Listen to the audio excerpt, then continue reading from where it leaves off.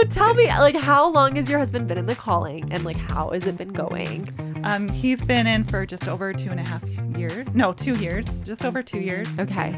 And it's good. It's good. Okay. She says while wincing. Yeah, I don't know. I'm if I trying to believe make you. myself. It's good. I love it. And I was like, I gotta be like the Utah mom, and I gotta have my soda, and I gotta have my big swig, fizz, whatever, quench, whatever they are. it. Yeah. And I gotta carry it around with my straw, and It really is. Just get an It's a old empty thing. cup and fill it with water. And drinking a just dirty fit in. Dr. Pepper, and I just did not enjoy it. And I did it for like a year. Stop it. That is, Maggie, that's the funniest that is thing. some commitment to peer No, pressure. that's so funny. Becky, how are Hi, you? Mimi. It is so good to see you, and look at you. you. So cute. You're so sweet. Thank you. No, seriously, your outfit is amazing. Like, you look great. We're so Thank you. excited to have you. Now everybody who's just listening to this is really confused, and they want to know what they're missing out on. Oh, I mean, if you're not watching. describe it. for Yeah, them. it's a beautiful pink cap sleeve shoulder. I love those lately. Yes. And some faux leather leggings, some Yes. sneakers. She's killing it. You're Oh, you're looking so sweet. great. Thank you. We're so excited to have you on the podcast. How's your night going? How's your day? It's great. Yeah? Super fun. I'm spending it with my daughter. So that's always a good time. Yeah, you guys are having a little girls' weekend. Yeah, we're having this a girls' weekend. So just a little getaway to come do this. And I'm super excited about it. Well, thank you for I your was gonna sacrifice. say sorry we're interrupting your plans. Then I know. We can fun kick girls' him out. weekend, and then She's good. I invited her to come, but she was like, no, I'll just stay and watch TV. there you go. I get it. Yeah. Well, this is Becky. If you don't know her, she is an LDS influencer and author. Yes. Right. Uh-huh. And speaker. She's just amazing. We're so lucky to have her. I'm a huge fan of her content. Been following you forever, it feels like. Ditto. Oh, you're so great. I know it's so fun how Instagram can kind of Yes. like connect people. I don't know if we would have met otherwise. So know. if people don't know you, do you want to tell us a little bit about yourself? Sure. So I am a mom of 4. I do a lot of writing on my blog. I am a contributor to a book. And I just love to have fun on Instagram and share goodness and help others to share goodness online or in person and to discover their spiritual gifts. Yeah, that's kind of what I do. And how long have you been in this world? So in like the blogging Instagram world, what year is it? What year is it currently? 7 years now. Yeah, I started it in 2016. So Okay. 7 years. But before I started my blog and Instagram, I was a writer and contributor on like other websites for like the church and other things too. And then I just decided to start my own thing. Love it. So you're like an OG. You're like, Yeah. you've been around the blog. Oh, yeah. And for those that are old like me, I was like a big blogger back in 2008 when blogs were wow. huge. Oh my God. Like that's when blogging You had a little came blog out. spot. Yeah. Oh, yeah. It was what was it called? I later changed it to beckysquire.blogspot.com, which then became beckysquire.com. But I think it was Domestic Diva. Oh, Oh. there you go. Blogspot.com. Yeah. Like I Yes. had Okay. that. It was awesome. With like recipes and Yeah, I shared recipes Yeah. and just like funny stories from when my kids were little, growing up. Like they were 3 and 2, 3 and 1 at that age or at that year. So yeah, Yeah. super fun. Dang. I'm Great kind of way jealous. to like connect with other moms. And, Yeah. I so wish I was like in that era Oh of my like gosh, it was all the so blogging. fun. It was Yeah. so fun. You'd go blog hopping. Oh my gosh. That's what it was called. And you just like go see other people's blogs and read and comment. Yeah. It sounds just so much less toxic than like Yeah, what it we have wasn't now. toxic, but there were good comments, not mean comments. Oh There my you go. gosh, I love that. Yeah. Got to bring back the blogger Yeah. culture. I know. It Yeah. was a good time. Anyway, so great to have you, and we'll thank dive you. into some of the topics that you like talk about on your page. But so it sounds like you started doing just like recipes and family stuff. What got you interested in sharing like Latter-day Saint content? So yeah, I started blogging originally about marriage and family. And then I just really have always had a passion about sharing the gospel. But I have always kind of been scared to do it in person. And so like when blogging came out, it was actually Elder Ballard I wish I had the quote available, but in a talk of his in 2007, when blogging was just coming out, he talked about how we should be using blogging to share the gospel. And that was a huge light bulb for me, because I wasn't able to serve a full-time mission. And although I wanted to, I just was scared to like share the gospel in person, just afraid of that like in-face rejection. And so when he said that, I was like, oh my gosh, I can use my blog to share the gospel, and I don't have to face people face to face. There you go. And I can hide and still share. We're good. Yes. I'm an introverted extrovert. There you go. So I started doing that on my blog a little bit, but then, when I started my Instagram, that desire, that passion had always kind of been there to share the gospel. And one day I just was like, you know what? I might lose a lot of followers by totally switching from marriage and family to the gospel. But I just felt like it was right, and it was what I wanted to do. And so I just, I had, I don't know, probably like 500 followers. And I was like, okay, everybody, Get ready. Get ready. I'm rebranding. And they're like, I don't care at all. And so I was just like, okay, I'm going to start writing about the gospel. And I had a ton of topics that I wanted to share. And I love culture, but I also love like really deep gospel questions and all of that. And so I just, started writing down topics, and I'm still writing about them every week. Oh my gosh, that's such an amazing story and so valid. I mean, with feeling nervous to share the gospel in person, it is so much easier for me too online to do it. But also talking about like when you made that transition with your content, I think regardless of how many followers you have, even if you're trying to do one post about the gospel when normally you don't post about it at all, it's so scary. Yeah. So what do you think? I know a lot of people probably can relate. What do you think is a big thing that holds people back from sharing the gospel online? I've done polls about this question, so Yeah. I know. Probably the biggest thing that holds people back is the fear of rejection or offending others. The fear of offending others. We have, I'm sure everybody knows, close friends and family who have left the church or who are like kind of anti. And so we love them. We don't want to offend them, but at the same time, we want to share what we love. And so that can just be a hard thing to balance sometimes, is how do we do that without offending people? And I think that's something that holds people back. Also, not knowing what to post. I think those are probably the two biggest things. Yeah. I could totally see that. Yeah. Because you're thinking like, I want to post this, but like, what if this one person sees it and takes it this way? Yeah. What would your advice be to combat that? So I just tell myself and other people that as long as we're sharing from our heart, sharing our testimony, we shouldn't be admonishing people, right? Don't share it to fight someone. Yeah, right. Like, this will Don't teach have you. Let me that put this in intent. here. Oh, Yeah. because it never goes over well.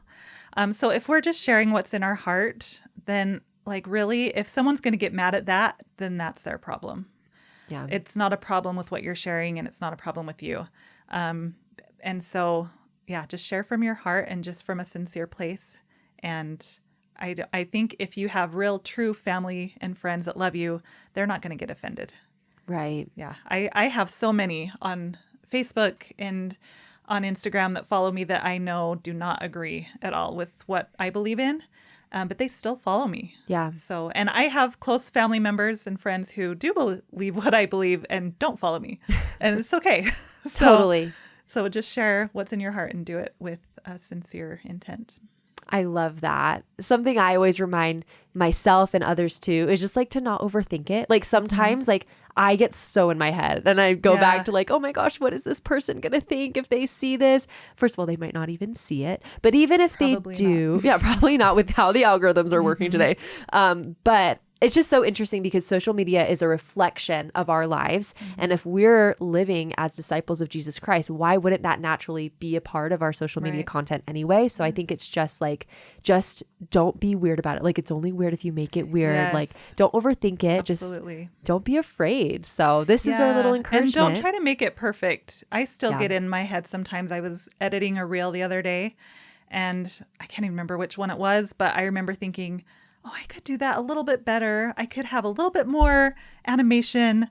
But I didn't really have time to re-record it. And I thought, you know what? Nobody else is even going to care. Right? Only me. And so, Yeah. don't try to make it perfect. Don't worry too much about it. Just have fun. Totally. And your gospel knowledge doesn't need to be perfect either. No. I think that used to hold me back too, because I didn't serve a mission either. And I used to think when I was back on as a host on Saints Unscripted, I was so insecure because the co-hosts that I was with, like, they just knew so much. Yeah. Like, all of them had served missions except one of them was a convert, but he knew more than me and he was a convert. And I was like, oh my gosh, like, they just know so much. And it almost made me afraid to share because I was like, I don't have all the answers. If someone asks me this, like, I will not know what to say because I don't know myself. And so I think that can hold people back. But I mean, you had so many people then reach out to you because of Saints Unscripted saying like, oh my gosh, you made such a big impact and all this stuff. And I think that was cool to see for you where you're like, me? I'm just some person. Like, what do you mean? Yeah. I didn't share anything special. Like I'm not some scholar. Like I didn't bring anything to the table no one's heard before, but still people are like, no, that was like a big deal for me. Like I really loved what you shared and that stuff. So it's cool to see for you. Like, doesn't matter what your background is or whatever. People connect with different things, right? They'll connect with different people. So, just be yourself and you won't reach everybody and that's fine. No one will, but you'll reach some people. Totally. And it reminds me of how you talk about spiritual gifts. And that was a big realization I had was like, maybe my spiritual gift isn't, anyone I feel like can develop, a strong love for the scriptures and understanding of them. But I realized one of my spiritual gifts is just like my faith and my spirit and what I bring to the table. And like you talked about, everyone has something different to offer. And as we study spiritual gifts in the New Testament this year, and I know you talk a lot about it, it's just so cool that that's how we were designed and created, is to all be different and have something different to bring to the table. So, and I think going along with that, I think the more that you talk about something online, the more that you share the gospel, the more that you learn. Right. That's and so true. Because I take spiritual gifts. Like that was just something that interested me. I didn't really know very much about it. But I thought, I'm going to start talking about it more. And then it just kind of forced me to learn more about it. And now I feel like I know all the scriptures that talk about it. I know like all about spiritual gifts, but I don't know everything about the gospel. But that's okay. So but you just learn as you go. Totally. And I feel like it's even helped me want to learn more. Like now when I'm in church, I'm like there when I'm not like wrestling our baby. I'm like trying to be there with my journal and taking notes because I'm like, okay, what can I gain from this that like is maybe something I need for myself or something that I can then pass along to my audience. It's really changed the way that I view church and scripture study, and it's really helped me develop more of a testimony myself too. So I love that you brought that up. So anyway, okay, so we know you post a lot about like church stuff, but you do also sometimes post about like your lifestyle and your life as a mom. One of my favorite things that you post actually is your Costco haul. Yes. So how did this start? Like, were you just like, I just have to share like what I got this week? I have been sharing my Costco haul for probably like 4 or 5 years. Like every, Oh my gosh. So if you go onto my Instagram, I have a highlight called Costco haul, and you can go back as far as it goes back and see what I bought. And it's so funny because I don't remember how it started. I think I just shared it one time and I got so many people like, oh my gosh, I love seeing what you buy.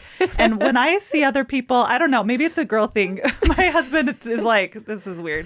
Do you need to film your Costco haul again? And I'm like, yes, we'd love it. That would be me because it's so much stuff. Like it takes so long to go through everything. No, she's quick. No, I do it quick. She's I do it quick. Yeah. Sometimes it's in her cart. I've seen, there you it's go. always in my cart. I've seen people do it when they like get home and it's like Yeah, you're 20 trying to minutes unpack long. and grab Yeah. one thing. I and- don't do that. I usually don't even talk about like what I'm using it for. I'm just like, here's what I bought. Some Epsom salt. I always get the questions about the Epsom salt because I buy 2 cases a week. Whoa. Wait, every week? Yes. Wait, why? Like, what is it for? So I never really That's a talk lot of about it baths, like, because what? it's so my husband has a really bad back. Oh. He's in pain every single day.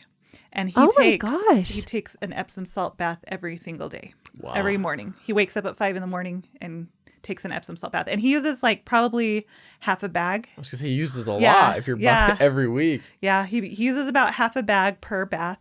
But then he feels better. And then it's like the only time he's not in pain. Dang. So yeah, so that's why we So go through so much sad. Epsom salt. Oh my gosh. Gotta do what you gotta do. There you go. Yeah, so but I sad. always get questions about that. But yeah, so and it's funny because I get people, saying, "You hardly bought anything. You need to buy more."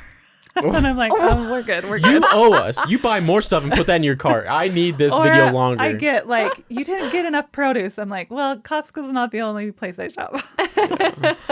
But we're good. Oh my gosh. Oh, we could do a whole. Start judging your diet, and they're like, Yeah. "That is not balanced, honey. You gotta step I get this that up." all the time. Dang. So funny. I feel like because our audiences are a little different, I feel like you might get different kinds of like hate comments than I do. It's so interesting. Yeah, Because probably. are there like just the middle-aged like Karens like Yeah, like not a ton. I've never been told to eat more vegetables. I've Oh, never. really? Yeah. Oh, yeah. I've gotten a few of that. Wow. That's what we have to look forward to as your audience ages Yeah. up. Oh Yeah. no, They're Gen gonna Z start. knows. Like, don't even go there. But we'll have to do another episode where we just yeah. like respond to hate comments or like just I react actually to have them. a reel coming out soon about that. Yes. It's respectful though. Yes. No, you gotta trash them. No, okay? You gotta no. you gotta burn these people to the ground. Drag them through the mud. air. No, I'm just kidding. Anyway, back to the Costco thing. I thought it was so fun and I wanted to bring it up because I just feel like so many Latter-day Saints are obsessed with Costco. Like, Here's why. It's all about preparedness, right? Emergency preparedness and budgeting. Although Yeah. I don't know if that's really, I don't know. They say you budget. And so you're saving money and you're building up your food storage. That's perfect for us. yeah. And lots So. of kids. Yeah, lots of kids. And the bakery's great. The bakery is so good. Okay, I will tell you this. I am a cheesecake snob. I Oh. make the best cheesecake in the world. It's mine. Okay. And the only other cheesecake that I like is Costco. Whoa. High praise, huh? Yeah, it's good. Do you just make plain cheesecake or you make like different flavors and So stuff? I make different ones. I've got a bunch of recipes on my blog: chocolate peanut butter, coconut, chocolate swirl. But the best is plain. Okay. Yeah, the best. Do you put is stuff plain. on it or you keep it plain? Keep it plain. Wow. Yeah. Cheesecake purist. Yes. See, Mimi asks like the important question. She's like, "Oh, what do you post about in your blog? What are these spiritual No, stuff?" I'm I like, feel like- "Tell me about the I cheesecake. feel like This is that's what we the need to important know. question. Yeah. This is what we need. That's what I came here for today." If you have to put stuff on your cheesecake, you're not making it right. Ooh. So is your original cheesecake recipe on your blog? Yeah. Okay. We need to do it. I know. Now I gotta My check it out. birthday's coming up. Because I love Oreo cheesecake, but if Yeah. I could have a plain cheesecake Yes. that's just up Yeah. there, I don't know. You gotta make the crust from scratch and everything. Yeah. Okay. So good. Oh my gosh, Kate, I'm literally going to make it and I'll message you Okay, and I'll I let you wanna know hear all how about it turned out. Like, we hate this. You're like, you guys made it wrong. Yeah, exactly. I'll You come messed make it up for if you don't like it. We're just inviting ourselves over for cheesecake. Anytime. We're neighbors, I think, right? So, Yes, yeah, we're not Come too on far. Anyway, okay, so with the Costco thing, I thought it was so funny. I wanted to poll our audience. So we had over 600 respondents. Oh wow. How awesome. many, and this is Latter-day Saints, what percentage do you think of people said they have Costco memberships? 80%. Whoa. It's close. I was gonna say like a third. Oh really? Really? I mean, I don't know what the age demographic was you asked though. You know, like younger people wouldn't have one, or But maybe they have their parents. The results were 69% of people said yes. Dang. 31% said no. And I asked why, like Latter-day Saints are obsessed with Costco. Basically same reasons, lots of kids to feed, food storage, or activities. Like if you have a Yes, youth activity, camps. Yeah. cases of water, whatever, and it's cheaper. And then that got me thinking too, like what are other worldly things that Latter-day Saints love? Because I feel like there's certain things that if you meet someone and they're like, oh, I love this thing, you're like, okay, are you a member? Like, did you go to BYU? The Stanley Cups. There you go. Yeah. Mine's a dupe, actually, Oh, but I mean, okay. it's the same idea. Yeah, exactly. So Stanley for sure. Yeah. Why is this a thing? I don't know. It's so funny. I saw this reel that was so funny. It was like a mom back in the 80s who had like 4 ounces of water a day because she didn't have her Stanley with her. And I'm like, yes, that's so true. Like, how did you live? How did you survive Literally. without a Stanley? You've got to get hydrated. Like, what were they using? Like a glass of water? Who were they drinking out of Like, cups? no, I'm just wondering Oh my. if they even had water bottles back Did they even then. have No. water back? Was I water remember- invented before Stanley's? I remember when I had my children, when I gave birth to them, and the hospitals had like these bigger than this. Oh, like the plastic Oh, cup. yeah, with like the handle. big Great. ones, because they wanted to like measure how much you were drinking, but they would always give them to you to go home. Yeah. And I remember just thinking like, who's going to carry this around? Like this was, 18 years ago. I'm like, who's going to carry this around all day and sip it? And then here we go. Here we are today. Oh my gosh. See, I just remember like the big plastic ones, that like looked like a Yes. cooler, but were massive. You drink water out of. Yeah. Yeah. I don't know where it started, but can't live without them. You know what? I feel like it's good for us. As Yeah. long as it's water in there Yep. and not Diet Coke. Yep. Which leads to another thing is soda. Huge obsession among, I mean, we have Yes. soda shops. Like, Yes. Oh, Utah is the big soda shop place. And I actually don't like soda. Not weird.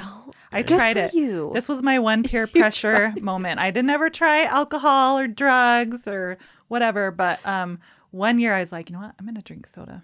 I'm gonna okay, do it. how so old were you? So Like, you grew when- up and you'd never had it? No, I've had it. But I just You just gave it another I chance just later on. I didn't understand people that like had to have a Coke every day.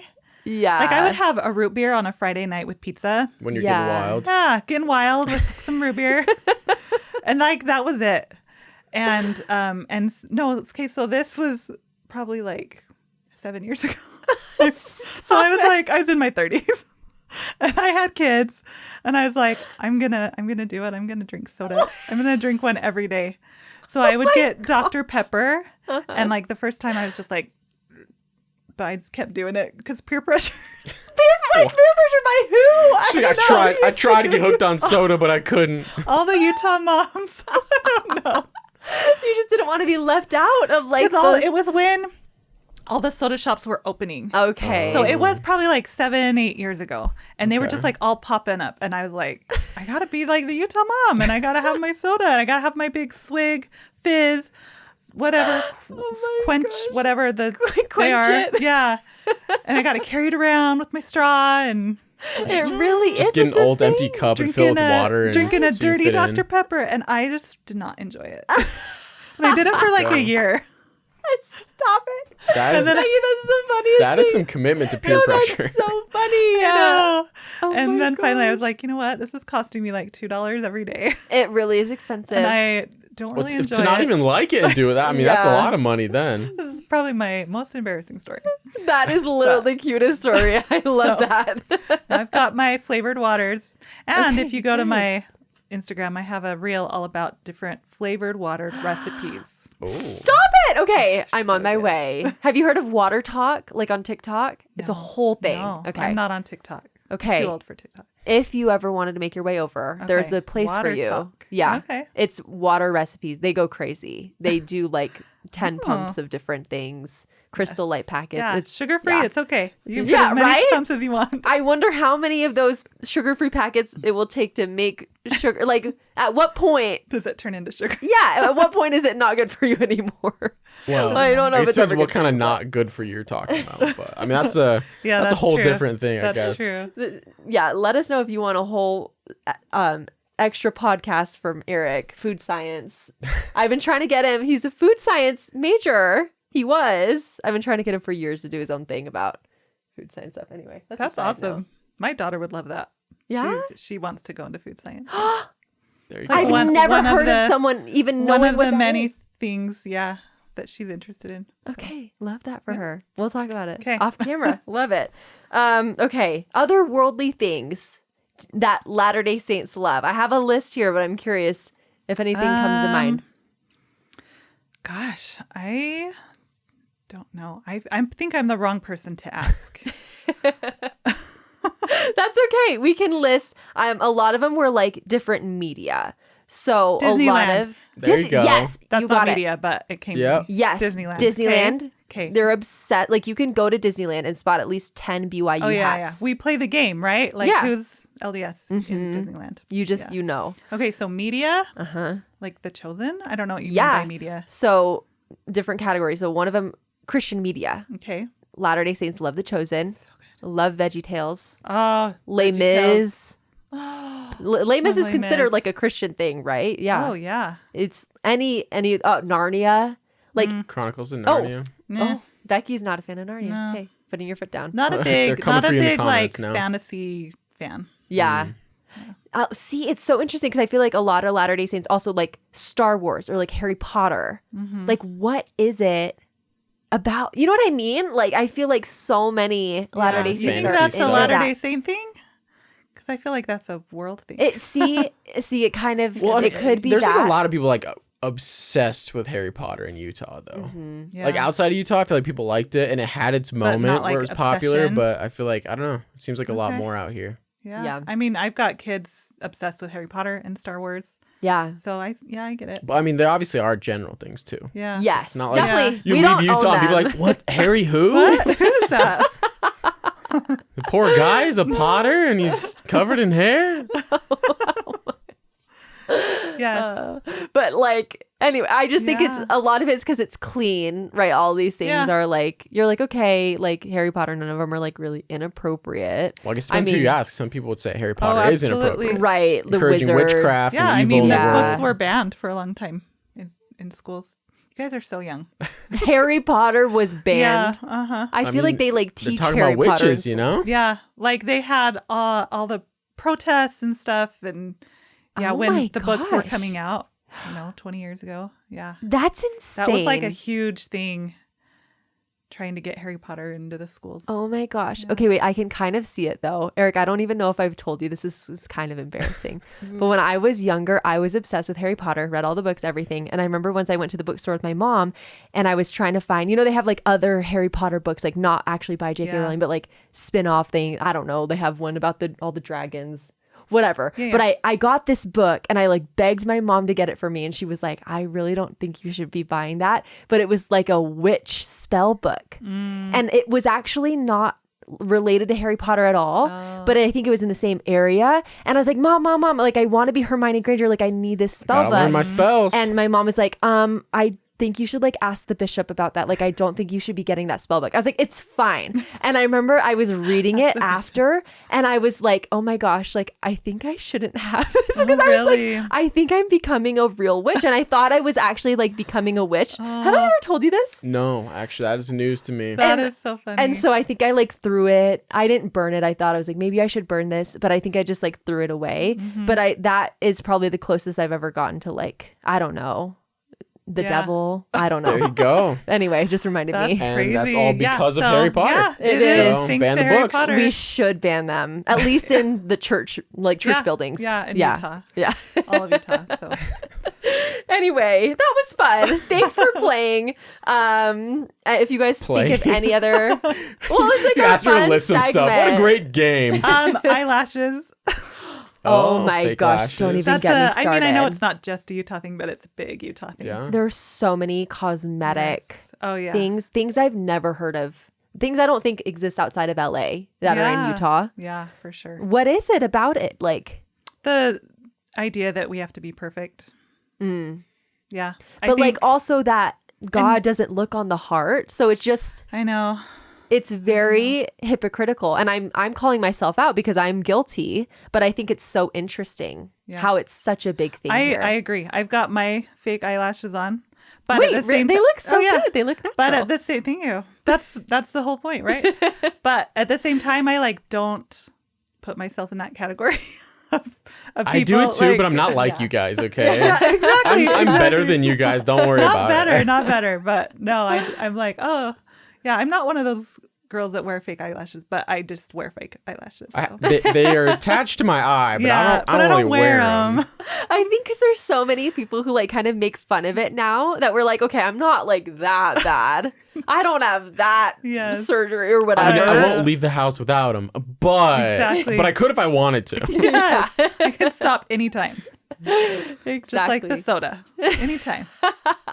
You really can. I did. You did. Anyway, okay. Another thing I wanted to ask you about is you are the bishop's wife.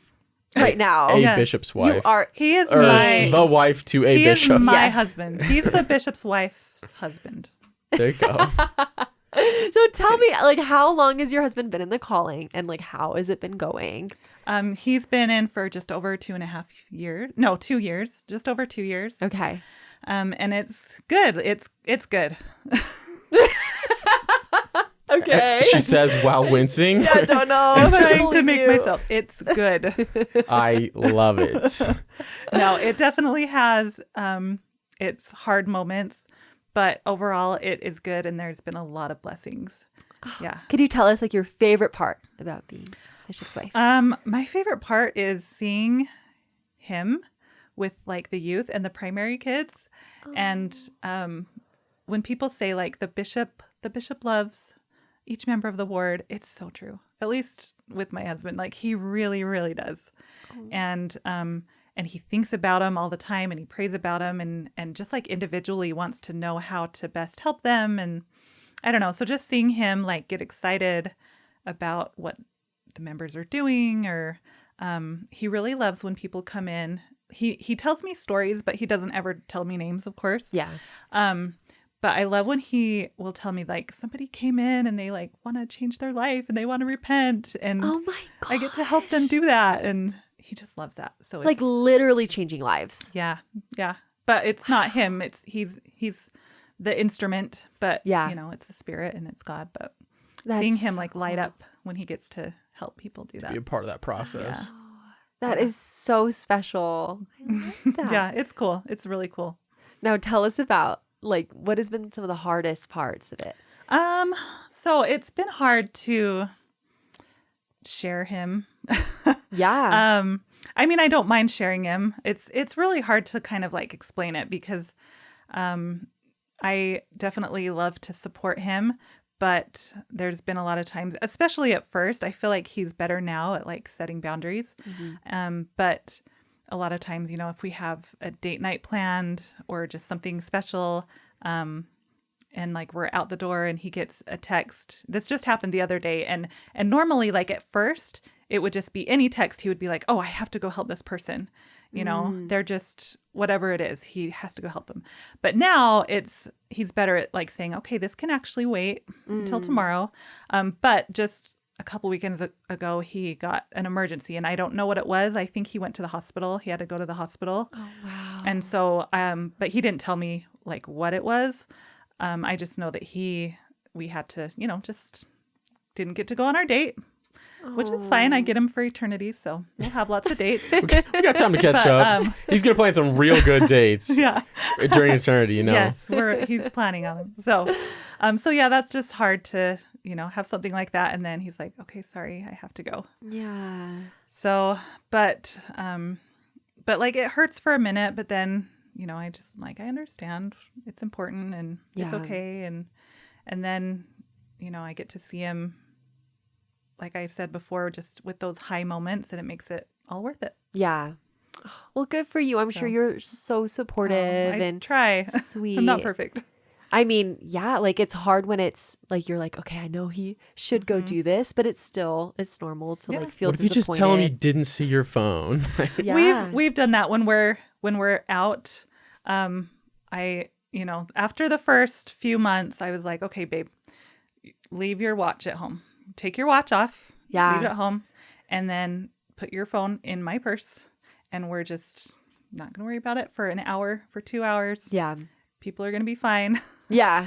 And so, yeah, so that was kind of like after the first couple of months, he's like, "Okay, I'm good. I'm good." Wow. I'm sure that would be so hard to navigate, just like, you know, prioritizing your relationship, you know, with Yeah. your spouse versus like the entire ward, you know, like that is so wild and crazy too, to think about like just how intent and like focus he is on the calling when it's like even 1 or 2 hours. He's just like worried, like, what if something happened? You know what I mean? Like, I think people don't realize how full time it's like a 24/7 commitment. Yeah, it's like 2 full-time jobs, Oh just my bishop. gosh.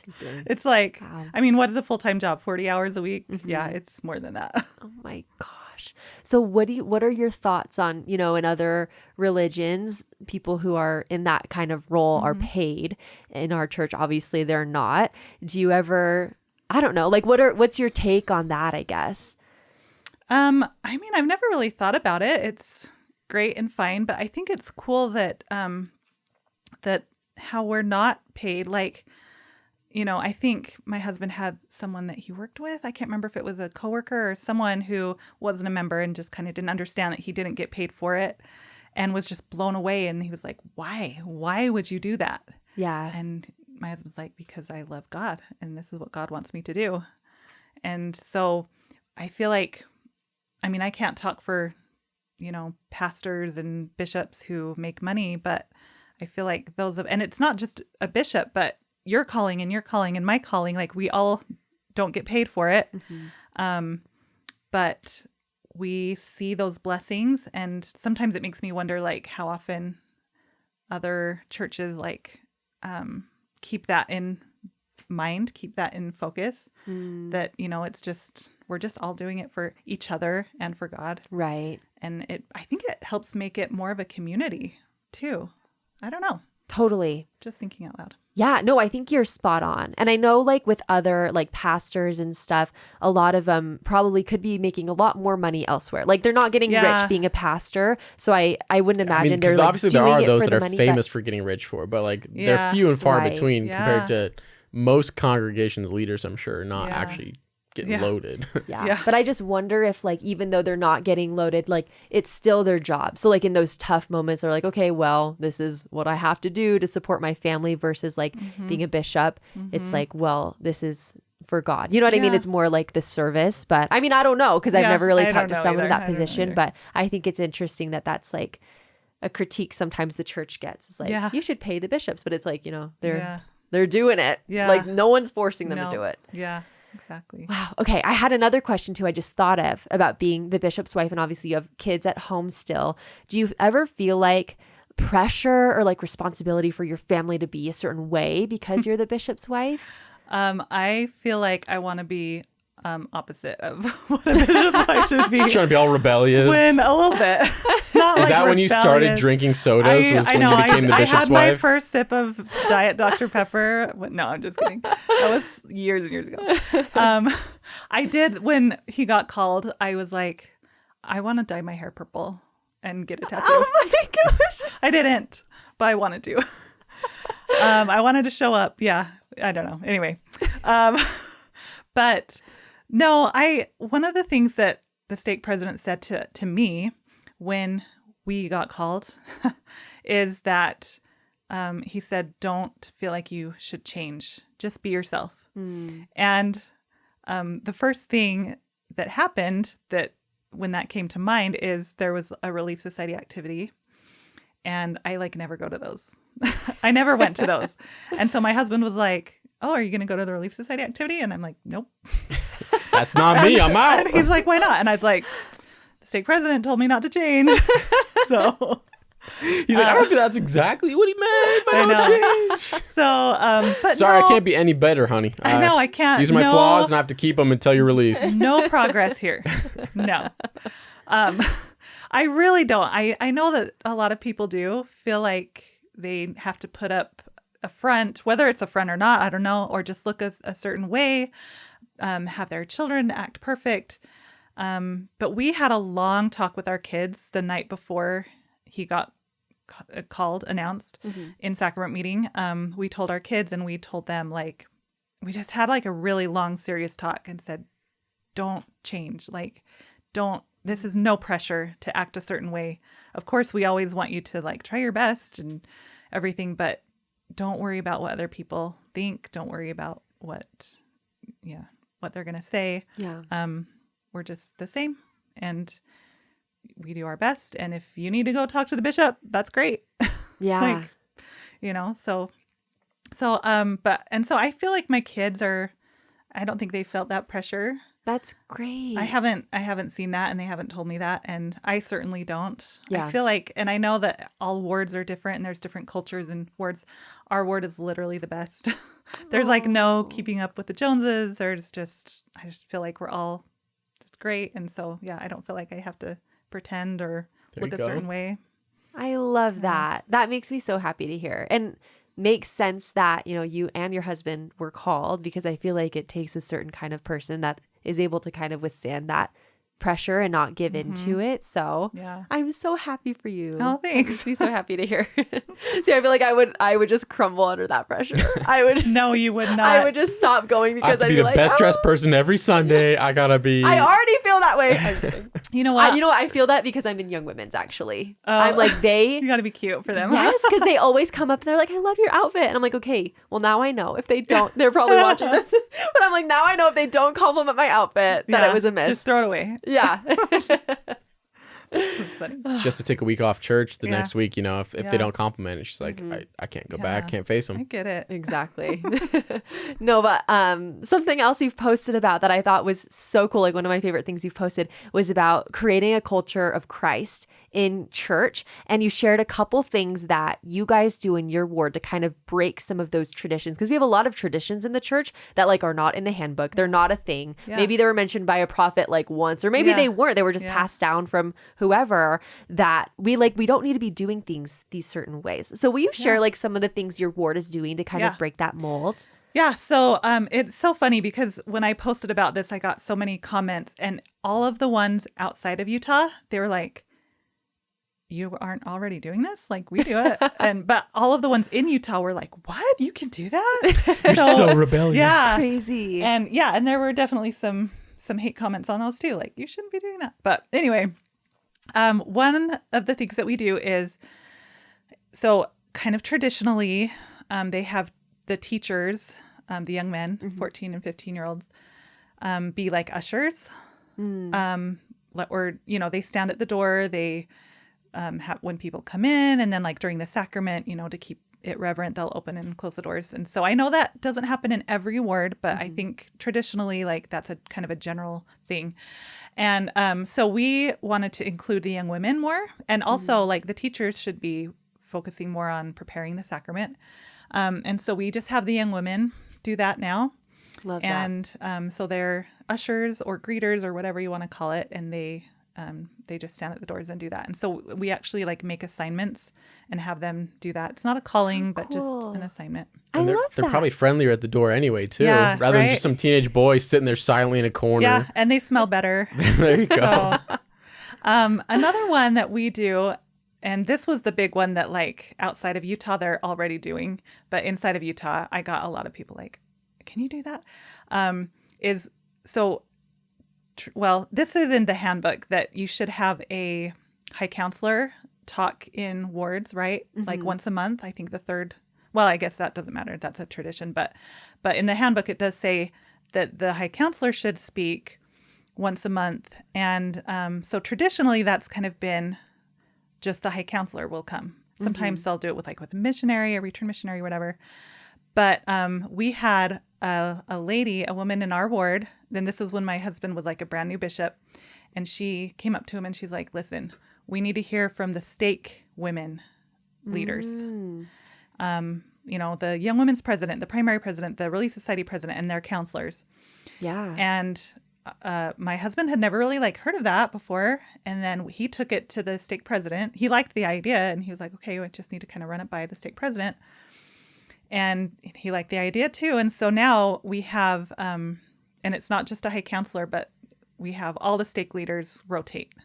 And wow. so, In that high counselor spot. Or yeah. high counselor Yeah. spot. So we do the third Sunday. Yeah. And so it's, sometimes it's a high counselor, maybe a few times a year, but it's also the Relief Society president or her counselor. And That's so, so yeah, cool. so just having the women, come and speak. We love hearing from women. So Yeah. There you go. Duh, I yeah. love that. That's funny because growing up, I'm like, I don't know. Obviously, being not a woman separates me another step from the stake Relief Yeah. Society presidency. But I'm like, Yeah. I don't know, ever knowing they existed basically Yeah. growing Yeah. up. Like Oh, you yeah. never see them. What do they even do? It's Yeah. like Stake Young Women's. I'm like, oh, they were involved with girls camp. Yeah. That was their thing. Yeah, same. Stake And, Relief Society. I'm like, I don't stake know. primary, Did I they didn't know plan them. some quilting thing? Like, I don't know.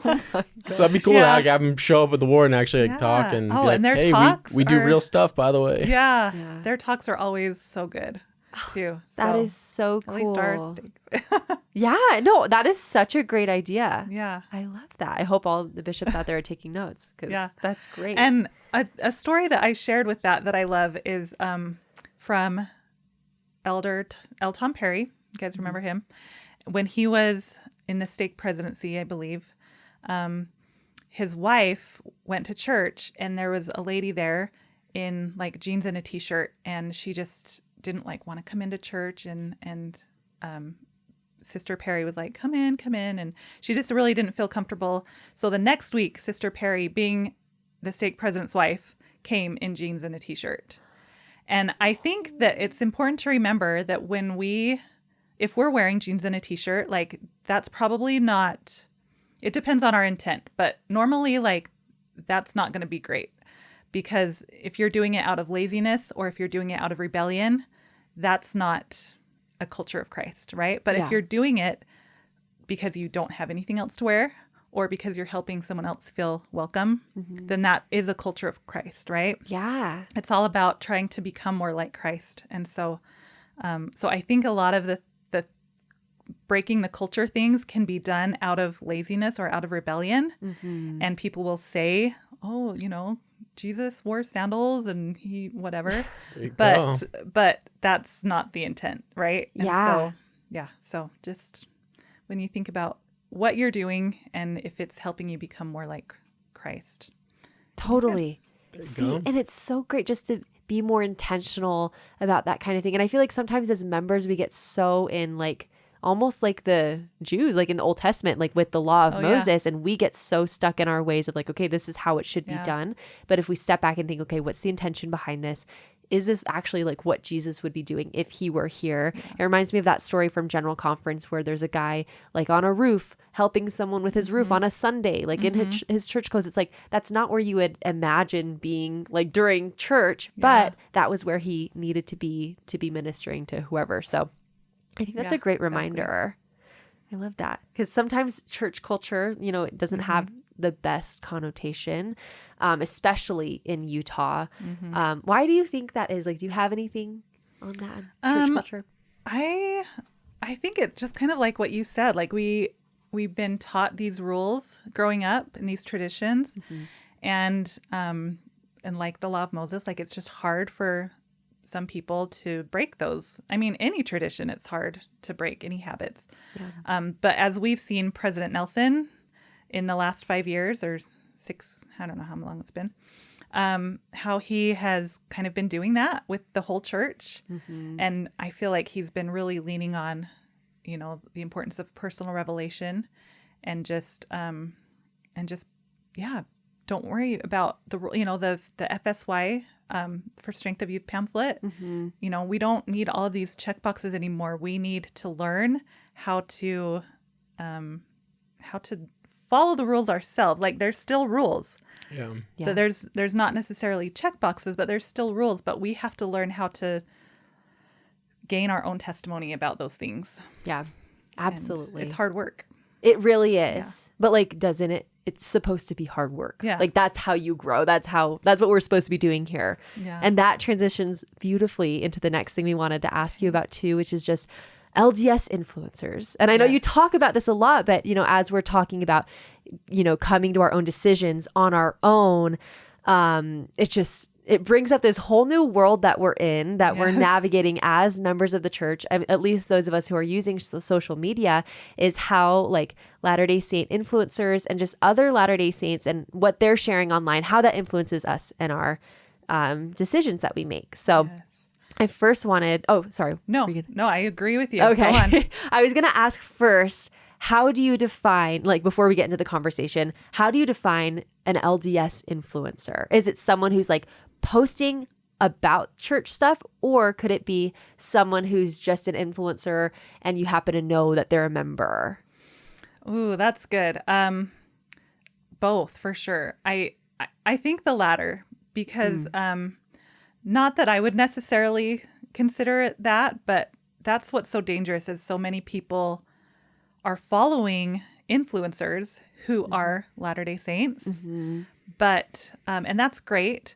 But when those influencers are just sharing their opinions on gospel like truths, it can just be dangerous. I mean, when I share my opinions, it can be dangerous. Like I tell people all the time, I've got a checklist. We were just talking about checklists. I've got a checklist on my blog of just kind of like the things that you really should look out for when you're following influencers. And I think people get caught up in secondary sources. So like podcasts and blogs and Instagram. And obviously, I don't think there's anything wrong with any of those. Stop listening to podcasts Stop right listening now. to podcasts. No, I listen to podcasts all the time. I'm on Instagram all the time. Like I love those secondary sources, but we have to remember that they're secondary, and that when we have questions about gospel truths, we need to be going to the primary sources, which is God and the temple and the scriptures and the prophets. And those should be our primary sources. And once we're getting our core information and revelation from those things, then we can, listen to a Come Follow Me podcast or look at influencers. But yeah, there's just so much. We have to be careful. Gosh, we could talk about this forever. Yes, literally. Yeah. And it's so true though, because like, as we were just talking about, it takes so much more work and it's so much harder and it takes longer to go to those primary sources and figure out the answer on your own when you could just like literally look at someone's Instagram page and be like, oh, they have a post about this. Like it's so easy. It's right there. So how do we not? This girl that I love to follow, and she posts cute recipes and cute hairstyles. She said that she doesn't wear her garments and she doesn't have to do this and this, so I don't have to either. Right. Because she's great, so it must be the right thing to do. And I'm not saying that this influencer is in the wrong. I'm just saying we shouldn't base our decisions on theirs. Yep. Those important things. And so, yeah. And so we just, we need to ask ourselves, who do we honestly, who do we follow? Do we follow the prophet? Do we know what he says about garments? Because we sure know what this influencer says, but do you actually know what the prophet has said? Do you know what it says in the temple? A lot of people don't. And so if you are asking yourself those questions, you should know the primary answers. Yeah. That is great. Just such a great reminder. And I'm so guilty. And I think also, well, not guilty of I just needed to hear that. So I think also it's important as Latter-day Saint content creators to take a look at what we're putting out there. And I love what you post about, obviously you talk a lot about this, but just remembering that everything we should be sharing should be pointing to those primary sources. Yeah. And I remember when I first came across you, I was like, oh my gosh. I was like, is she talking about me? I was like, am I doing Becky's this all trying to shut wrong? down my I was page like, she's right literally now. trying to cancel me. No, I'm kidding. I want to cancel Mimi. But it did at first I was scared because I was like, oh my gosh, I hope I'm doing, her suggestions, because I respected what you were doing so much. But I think it is just such a good reminder of what are we putting out there? And again, people should be using their agency and going to those primary sources. But as Latter-day Saint content creators, we have a responsibility. Oh, yeah. And I just think it's interesting because another thing that reminds me of is a lot of people ask me, oops, I just touched the mic. But a lot of people will message me and be like, okay, this person is a member, this influencer is a member. Why is she not wearing her garments? Or why do people... And I'm like, you know what? I don't know. That's their own thing. Yeah. But I do see why some people are bothered by that when someone is specifically saying, I'm a Latter-day Saint. Yes. And then they're maybe not garments isn't a good example because there is some, I mean, we can go into that. There's some interpretation, but let's just say. I'm a Latter-day Saint and I drink alcohol casually. Yes. It's no big deal. Exactly. So it's I feel like there is also a level of responsibility that if you're going to market yourself as a Latter-day Saint, to uphold to some degree. I mean, what do you think? Absolutely. No, I totally agree. I had actually a comment that I saved. I should have pulled it up, but this was probably a year or two ago when I started posting about the dangers of influencers.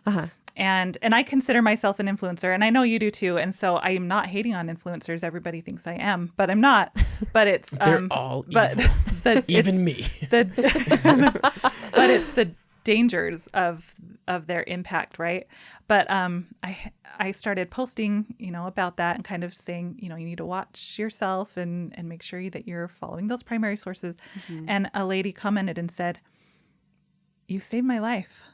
And I was following this lady who markets herself as a Latter-day Saint influencer, but was teaching all of these subtle things. And I was on the verge of leaving the church. This is the comment still. She said, "I was on the verge of leaving the church, and I came across your post and it woke me up." And I stopped following her, and I started reading my scriptures, and I started going to the temple. Oh my gosh. And she said, "You saved my life." And I saved that comment. I'm going to frame it, because I'm like, literally, this is what it's about. I just think it's so important that we take a hard look at ourselves, and think about how we are letting others influence us. Absolutely. Yeah. Oh my gosh. That just gave me chills. Yeah. That is the coolest thing ever. And yeah, such a good reminder, because you don't realize how things are sneaking into your brain and I don't know, just changing your perspective on things, I guess, and taking away your time too.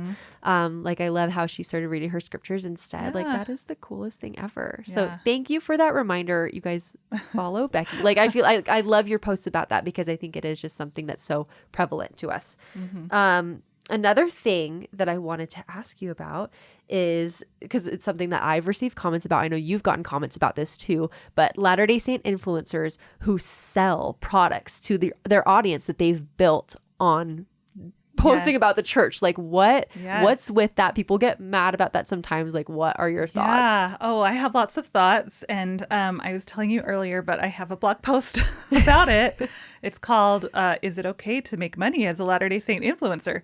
And I think the reason that people have a problem with it is because they are associating it with the law of consecration. But it's... Or priestcraft, right? Yeah, priestcraft. Yeah. And so, but it's totally different. One example is that I have on my website, something that I sell is called a spiritual gift guide. And it's just a little PDF. It's not very expensive. And I created it to help people discover what their spiritual gifts are and how to use them, among other things. It's really full of a lot of good information. So you're selling spiritual gifts to people. Yeah. You're a little peddler on the street. Want to buy some spiritual gifts? You can't have spiritual gifts unless you buy this. But I had a lady who, messaged me and said, "This is priestcraft." Wait, someone just messaged you that? Yeah. Yep. Did she make sure to let you know you're going to hell as well? No, she didn't say that. I think it was a telestial kingdom. And, and I kind of get it. I get where she was coming from. And, but I responded and I said, "You know what? Originally, I wanted to write a book about spiritual gifts. I've read books about spiritual gifts. They're really good. And I wanted to write one. But at this time, I just don't have time to write a book. And so what I did is I got all of the information and research that I had done for my book, and I created an ebook. And I sell it on my website. And I asked her, how is that any different? How is selling a book different than selling a ebook? Right. I called it a guide. And she never responded, but that was just one example. And I have had comments about the law of consecration, but it's really not the same thing at all. Right. Because I don't know if I don't know if I should be telling people this. It's common, but there's people that work for the church that get paid. There's seminary teachers. I'm a substitute seminary teacher, and I get paid. Oh, you are? Yeah. Wait, that's cool. And it's hard because outside of Utah, seminary teachers are not paid. It's a calling. Yeah. And so that's other comments I've had is when I've shared about subbing seminary and, "Do you get paid for that?" "Yes." "Who pays you?" "The church." And they don't like that very much. Yeah. Wait, that is... That is, wait, let's talk about that for a second. Because it is a calling elsewhere. So how is that justified? But in Utah, it's literally a full-time job. You go. But being a sub's not a full-time job. No, it's a so part-time you should volunteer. job. No, it's a part-time. You're not cool like the full-timers. Today I taught 3 seminary classes Oh my gosh. as a part-time substitute. How are you alive? I feel like that's it must be so draining. It's exhausting, but also like invigorating. I love it. But yeah, so in Utah, the teachers are there from 7 a.m. or earlier because high school starts so early until, 4 o'clock every single day. They've got prep. I mean, all seminary teachers have prep, but then they're teaching 3 to 4 classes every day. Yeah. Ton more students. And outside of Utah, it's still hard work, but I think it's just one early morning class, right? With 4 to 5 to 10 students. I don't really know. Don't get mad at me. I don't know. But, and so that's why it's a job, a full-time job here in Utah. See, and I feel like hearing that, you're like, okay, that makes sense. Yeah. So. Yeah. So, but I mean, people aren't going to like it. And like the general authorities, they get a stipend and profit so that they can live. And because how else do you live? I mean, they put in more hours than even my husband. If you can believe it.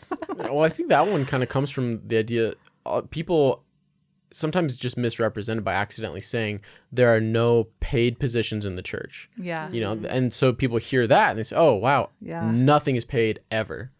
Whereas the correct thing to say would be there's no paid local leadership or there's none of that. Yeah. And so it's like realizing oh, everyone in your ward is volunteering, but they're not 0 paid positions in the church. Right. Yeah. So if someone's misheard that and they think it for 30 years and then suddenly they're like, what do you mean? What is this? Well, and I bet you get all these comments on yours about just how the church is evil and the church. One of them that I got, it's so funny. They were trying to be a troll, but they were like, your church is just a business. And I was like, well, yeah, there's a business. There's the business side of the church. Yeah. Just like the Catholic Church and every church has a business. Yeah. Exactly. But our church has the business side, but then we also have the volunteer leadership, callings, ward, all of that community side of it too. Totally. So, yeah. It reminds me of one reel I did and TikTok, and it was all about, it was just a joke, but it was like us cleaning the church. And it was like, okay, what's your go-to job when cleaning the church? Mine's windows. Mine too. It's kind of the easiest one.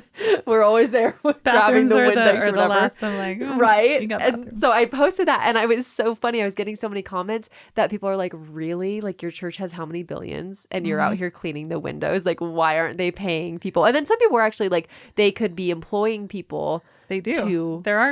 They do have employees that clean our churches. Right. They do the chandeliers and the organ, stuff. But I feel like the reason that we do it is a service opportunity. Right. Exactly. So, yeah. So it's like, so people are like, aren't you mad about that? Like, your church could be paying someone to do it. And I'm like, no, because it gives me an opportunity to serve. Yeah. Maybe I don't love waking up, and maybe I go and get the easiest job there. I'm not going to be pushing that and huge you'll vacuum. get donuts afterwards. Yeah, but it's like, why are you mad that I'm choosing to go clean a building on my Saturday morning? Yeah. I don't know. They're like just extorting the members, and it's not actually that hard. I mean, look at me. Just so you know. Yeah. This is not hundreds of hours of work. It helps us take care of the church building better too. Yeah. Right. You're invested in how the building looks and stuff. Yeah, maybe let's not spill crumbs everywhere because we have to clean it on Saturday. I actually was thinking about that when our baby was playing around in the foyer, and I was like, don't touch the windows. Slapping all the windows and smearing all over the place. You're like, oh, sorry. It's inevitable. Yeah. So anyway, back to getting paid as an LDS influencer. We've established selling products. I feel like there's a difference between the priestcraft and actually selling a book. Cause even general authorities sell books, right? Yeah. So I just bought President Nelson's brand new book. Oh my gosh. Yeah. I saw that came so out. Good. Have you already started reading it? No, I can't read more than one book at a time, and I have to finish, but I read the table of contents, and it's already so good. I can't wait. Oh my gosh, I know. I need to go pick it up. But that reminds me too of so there's books. I'm thinking of Deseret Book. They also sell like John, by the way, has like CDs, right? Like So, talks he's like- given that then are recorded. And Right. And you have to buy. buy that. But then what's the difference between that? Obviously, it's different than general conference because he's not a general authority. But like, I don't know. It's just like interesting to think about. Like we were kind of talking about this before. I don't know if I'm doing the best job of explaining it, but like, It's interesting to think about, like, where do you draw that line? Because we know priestcraft is bad. You know, it's called out specifically in the scriptures, like, don't do that.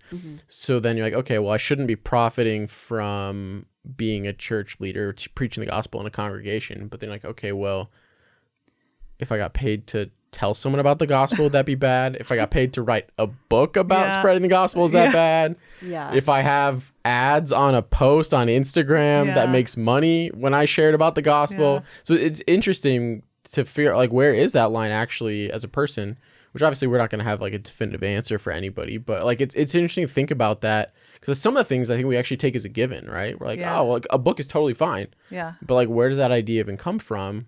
Well, I don't know. Deseret Books there. It must be fine, right? Like, I guess it's cool. But like, do we ever think and actually dig into that and say, okay, well, what makes this okay in my mind and this not? I have an answer for you. There we go. So in my blog post I was telling you about, so this actually comes from a scripture about priestcraft. It says, this is in 2 Nephi 26:29.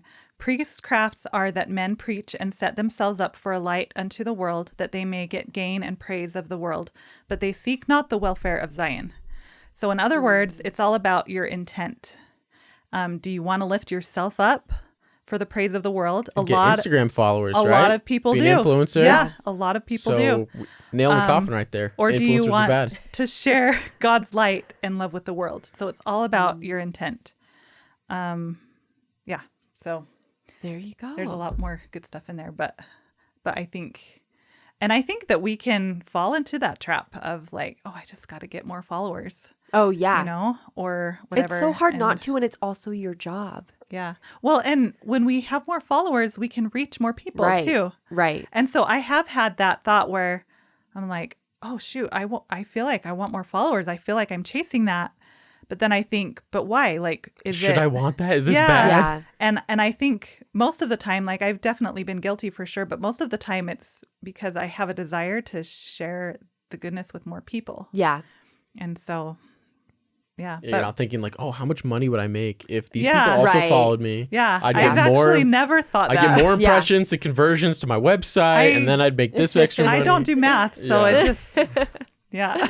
Totally. No, it's so true, thinking about like the intent behind it. But I think also because I'm in a place where like social media like is my career, and like I did social media consulting, and now with my personal brand, like, yes, I share the gospel, but I'm also sharing my lifestyle, like an influencer. Maybe I don't know, maybe we should talk about this another time, but I feel like it is so hard sometimes to find that balance, and making sure, that we're doing things for the right reason, but it's also a job. And so like, if someone's going to get mad that I'm like do an ad on my Instagram, it's like, if you want me to continue to be able to post the things I'm posting, like I do also need to make, you know what I mean? I You don't spend think, a lot of I was time. going to say, I don't think people realize how much time that you're spending, not just creating the content, but coming up, like we talked about content strategy, and that might be a boring word to you guys, but content strategy, like that takes a lot of time to come up with and to plan and all of that stuff. So yeah, there's a lot of time. Totally. So maybe that's a whole other, maybe this is too far disconnected from everyone, but moral of the story, be conscious about who you're following. And if like a Latter-day Saint influencer is posting like, I don't know, a product that they're selling or something like that, that is actually of interest to you, like don't be afraid to support them, right? Because then they can keep putting more good out too. But also I think it's so great to talk about just how general members, like people who wouldn't consider themselves to be influencers, can also share the gospel online. So do you have any advice for someone who's feeling like, I really feel like prompted that I should start sharing the gospel online, but I don't really know where to start, or I'm scared? Like, what would you say to them? So this is something I share tips about all the time. And I would say to start small. Sharing goodness online doesn't have to be a big thing. You don't have to have a lot of followers. You don't have to have a lot of ideas. You can literally just share the prophet's last post. Like that's sharing goodness. Yeah. That's why it's called a share button. Or you can comment something nice on somebody else's post if you want. In fact, I'm working on a post right now of kind of like easy things to do, middle things to do, and then like bold things to do to share the gospel online. I love that. So like whatever you're feeling, if you're feeling bold and you want to start an account and just share that and share products or whatever, like I've got ideas for you. If you are just a little bit more scared than that, but still kind of want to put yourself out there, you could share a video of yourself sharing your testimony or just your favorite scripture and post that. And then again, if you're just feeling like really timid, then just share somebody else's post or a comment or a screenshot of a scripture. Oh, yeah. I love that. There's something for everybody. Everybody can share goodness. Yes. Because I feel like sometimes we see these Latter-day Saint influencers and you're like, oh my gosh, I can never do what they do because it's just for whatever reason you have. But like not everyone needs to do that. Yeah. Like it's great. I think everyone could do it like if they wanted to, but it's not for everybody and that's okay. So you can start small and you never know who you could impact. Yes, so that's absolutely. Beautiful. Thank you so much. I will look out for that post. We'll have your blog and like everything linked below too. But where can people find you and like what's next for you, I guess? So you can find me on Instagram at Becky Squire, and my blog is beckysquire.com. What is next for me? I'm going to go home and go to bed. There we go. I don't know. I don't really make plans. This podcast was like the big For anyone who's thing wondering, for it's me. 10 a.m. She just really turns in Time early. for a nap. Well, thank you so much for coming. This was so great to talk to you. Thank you for having me. It was so much fun. Thanks for watching, guys. Don't forget to subscribe and rate and do all of the things. See ya.